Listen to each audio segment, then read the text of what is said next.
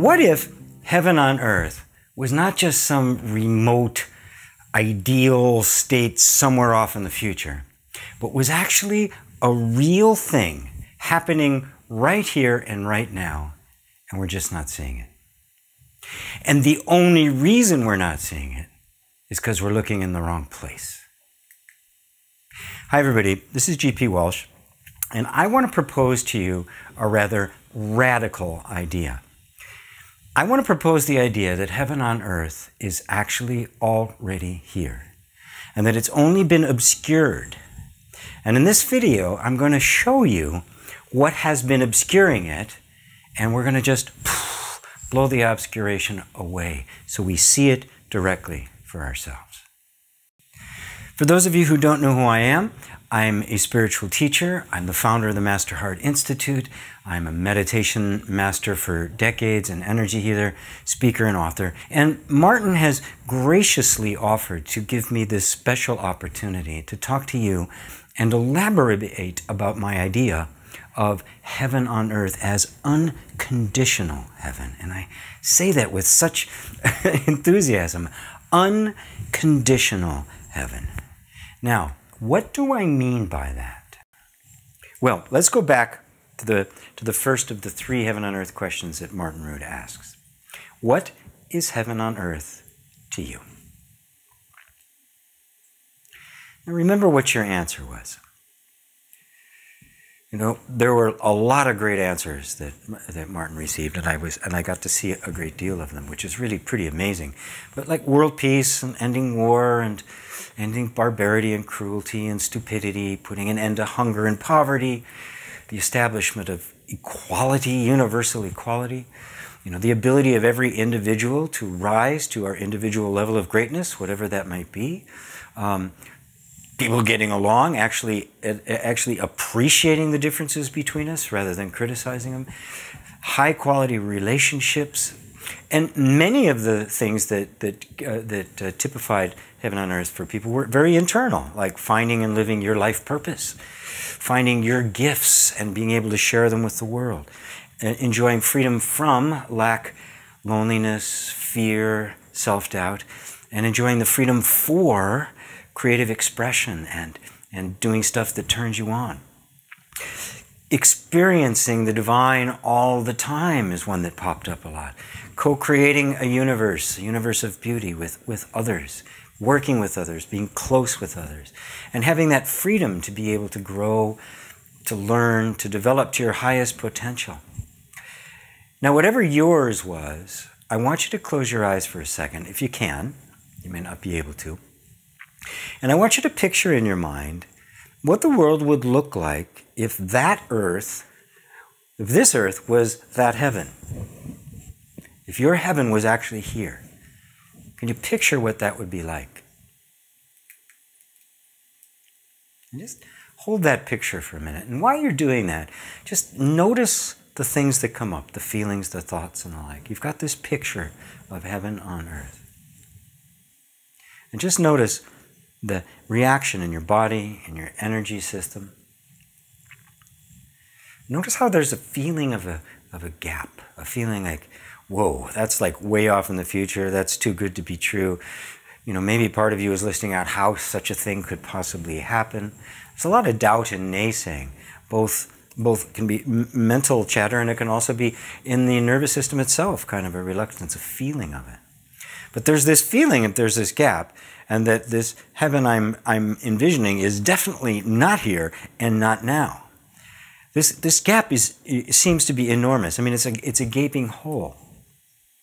So you can open your eyes now.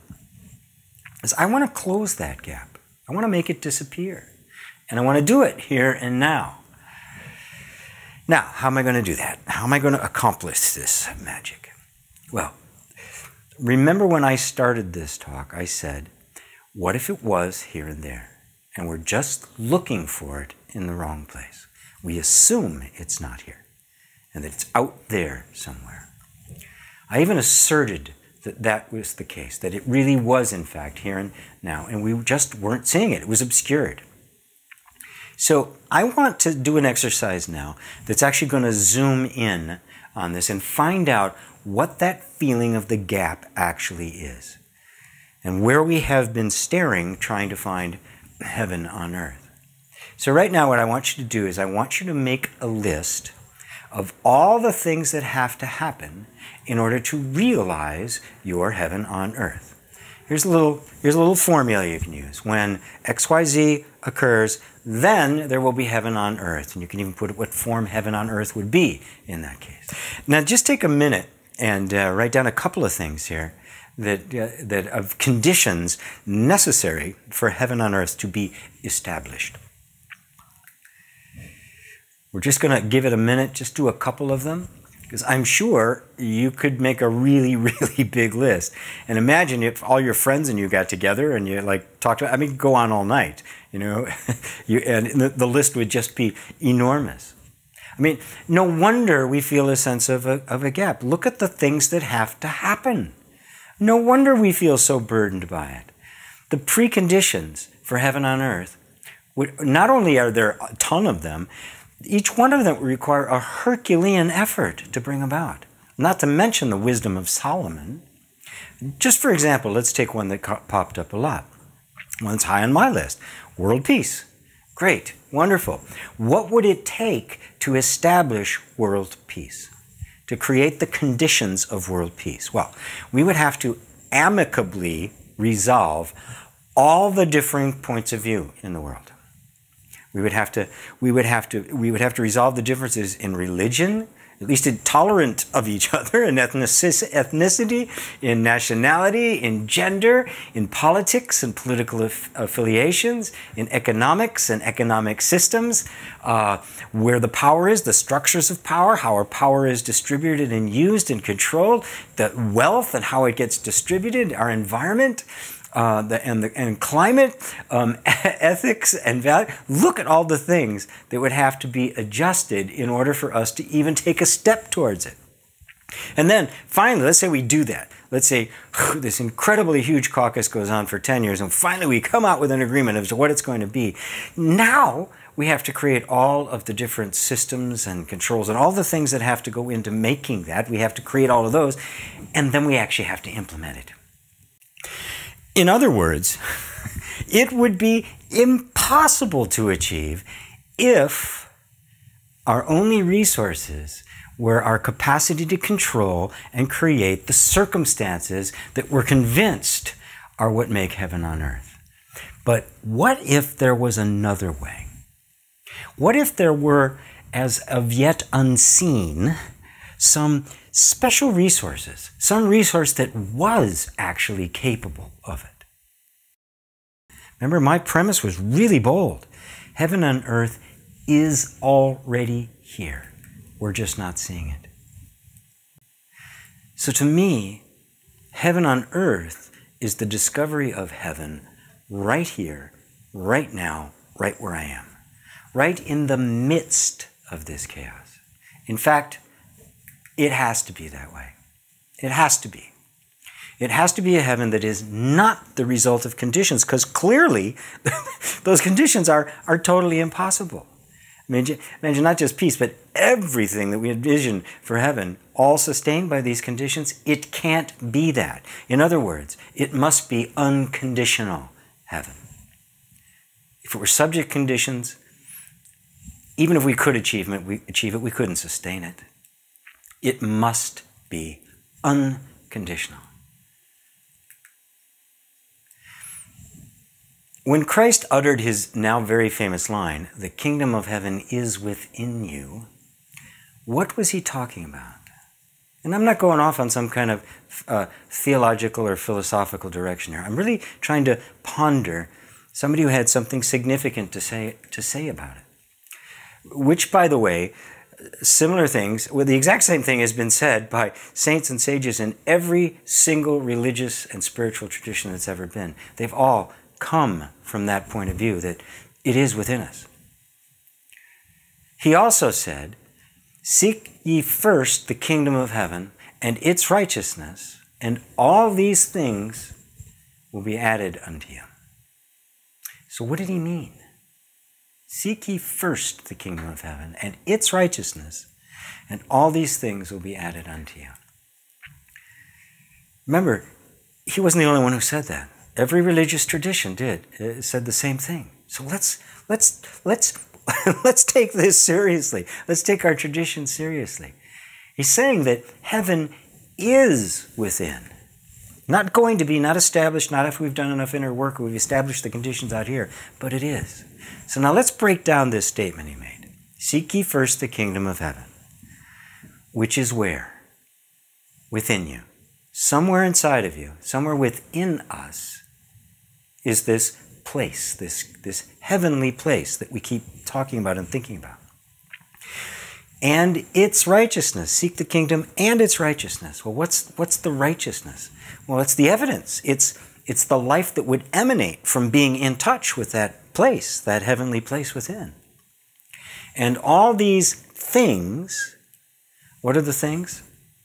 All the conditions that we've been seeking, all the conditions that we talk about, all the conditions that we think are necessary. He says all those things will be added after the discovery of the kingdom of heaven. Seek first the kingdom, and all the things get added after. Notice, he spoke of heaven as prior to the conditions that we normally associate with it. Prior to it. He didn't say, get all the conditions and then heaven's going to be added to you. You're going to end up with heaven. It's like making a cake. Get all the stuff in there, you bake the cake. Nor did he say, seek ye first the kingdom of heaven so that you can get all the things added to it. Seek first the kingdom, and then, like a boat going across the lake produces a wake, these things will get added to you. He spoke of the kingdom of heaven as prior to all conditions. Heaven, it would appear, is not in, but prior to the things or the conditions we desire. It's actually the cause of them and not the result.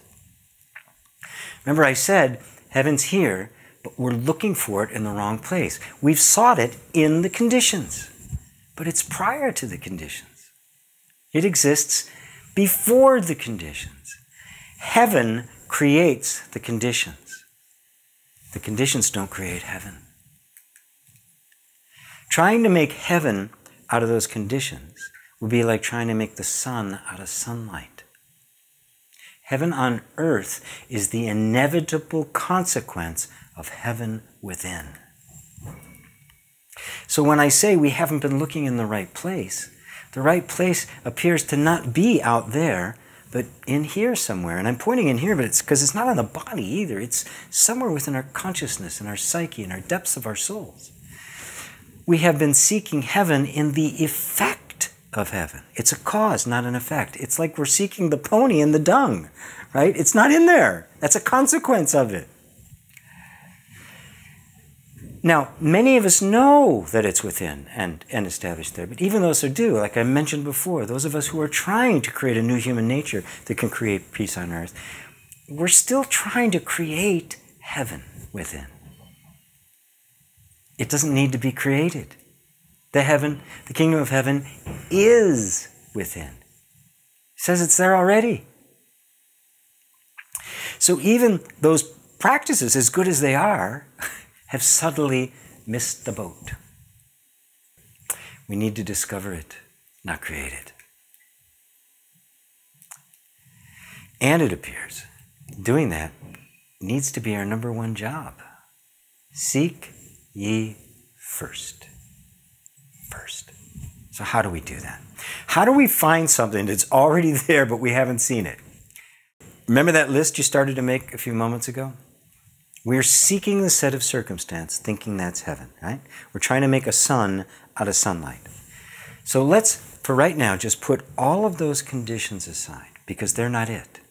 They will never, ever lead to heaven on earth. And I want to do another little meditation now. It's a little exercise I developed called teleporting. And what it is, I've got this really cool machine that I can use on it. I can use it remotely too. And it automatically teleports you to the place in space and time where your perfect heavenly conditions already exist. They're already there. You didn't have to create them. You didn't have to make them happen. They already exist. So you ready? Close your eyes. Now as I turn on the machine, you're going to find yourself suddenly just there, teleported directly into your heaven on earth. You didn't have to travel there. All the preconditions have just been bypassed. Boom. Just happened spontaneously. Now, as you're picturing this in your mind's eye and in your heart, I want you to feel it. I want this picture to fill the whole field of vision in your inner eye. Not just something like you're watching on a screen, but be in it. Put yourself in first person point of view. So you're not looking at yourself like you're looking at yourself in it like a video or something. That you're actually in it. You see your hands, you see things around, you can touch things and you can actually feel them. Things make sounds and you can hear them. There's a smell in the air. There's feelings on your skin. Maybe even you can taste it. Engage all of your senses. Be totally present with it. And let it grow. If your mind jumps in and says, well, how could that possibly? Just say, you know what, thank you. I don't need you right now. I'm just teleporting. It's okay. Nothing to worry about. I'm just here right now. I'm just going to be here for a little bit. I'm going to enjoy my heaven on earth. Again, feel it. Touch it. Taste it. Smell it. Breathe it in every cell and fiber in your being. Be present in it.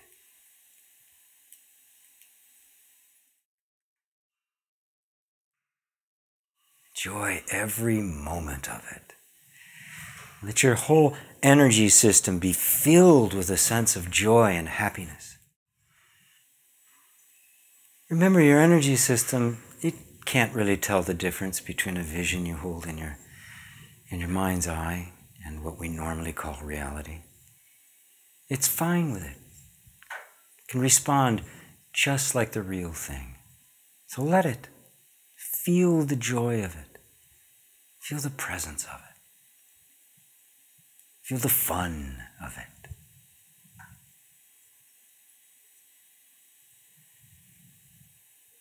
Now just hold on to that feeling. Take a deep breath, and as we start to come back, so I'm going to put the teleportation machine in reverse and slowly bring you back. And then when you're ready, open your eyes. So, that vision you had, where did it come from? You say, I made it up. Yeah, but did you ever stop for a moment and wonder, where did it actually come from? I mean, you made it up, which means a stream of thoughts began to appear to you, impressions, images, began to come out of nowhere, didn't they? Where did they actually come from?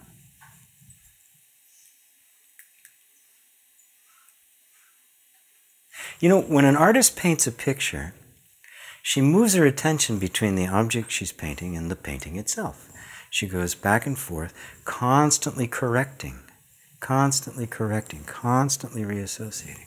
She's always referring back to something.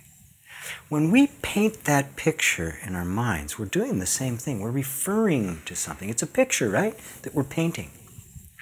Well, in this case, we're not looking at something out there to replicate.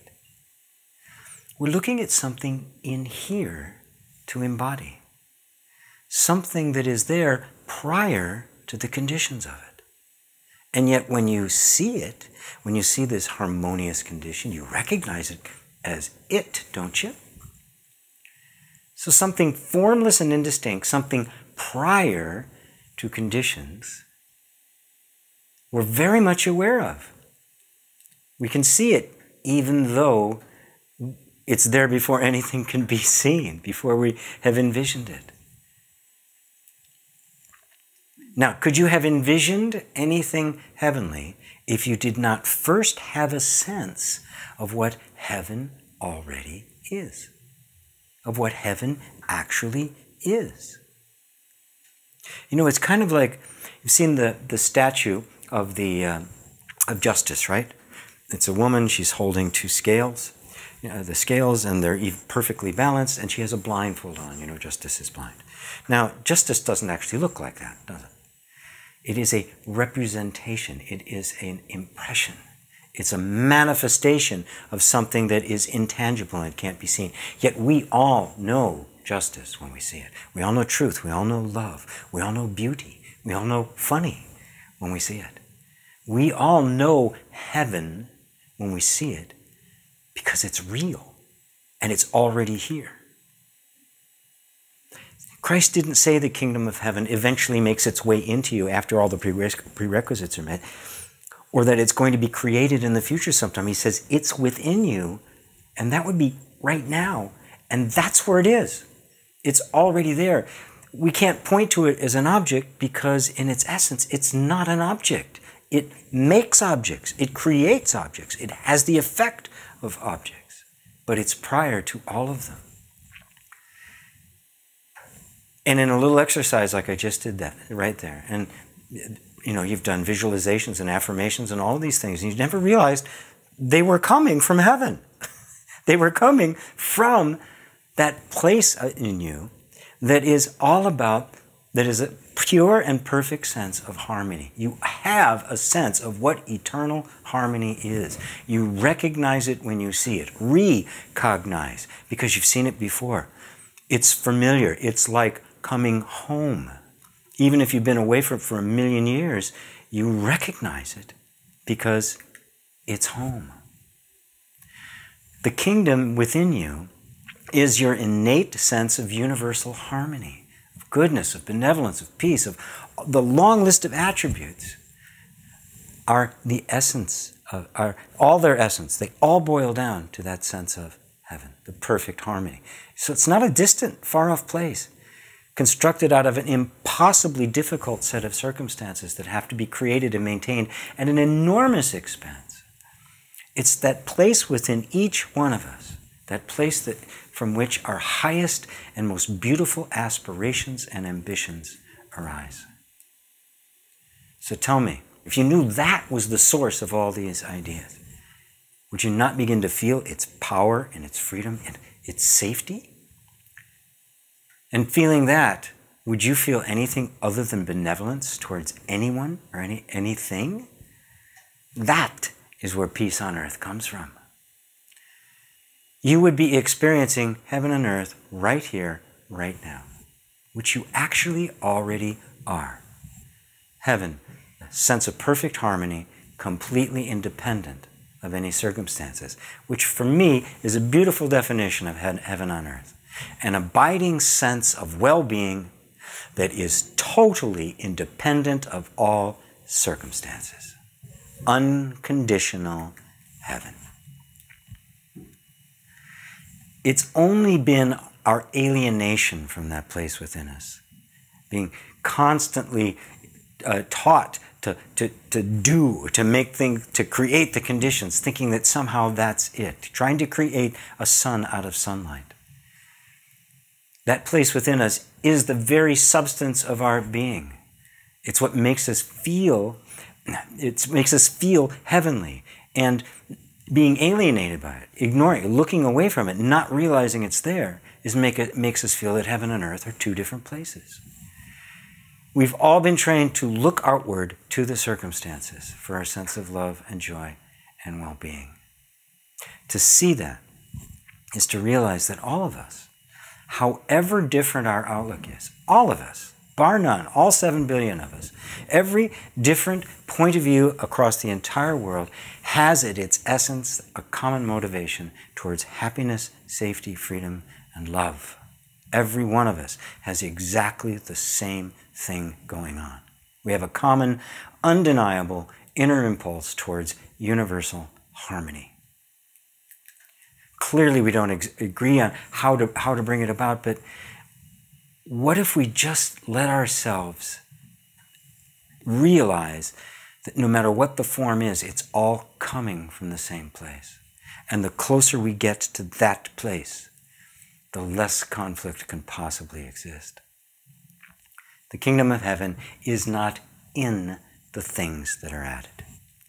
The kingdom of heaven is the conscious awareness of what's been here the entire time. It is your innate, undeniable, untouchable, unchanging sense of universal harmony.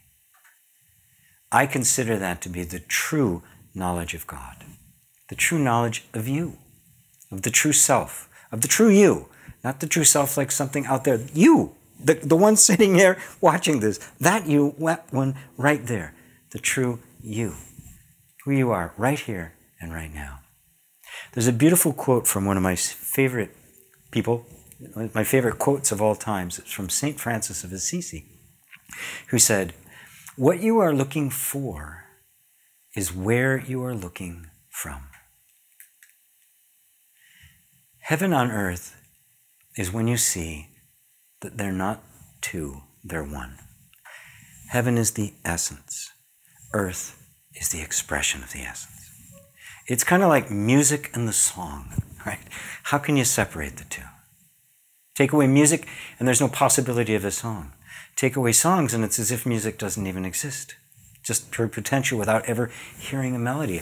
I mean, somebody asks you, what's music? An alien comes and asks you what music, what would you do?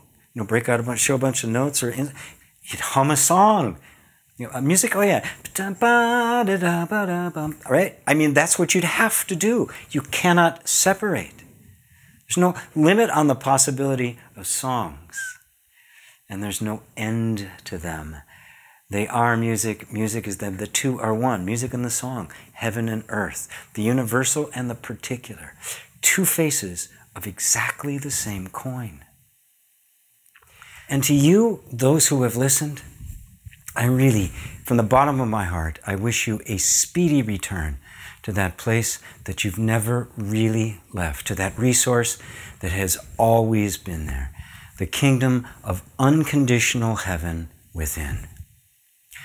And may the truth of your real being light up your life, the lives of all your loved ones, and touch the lives of everyone that you encounter on every day for the rest of your life.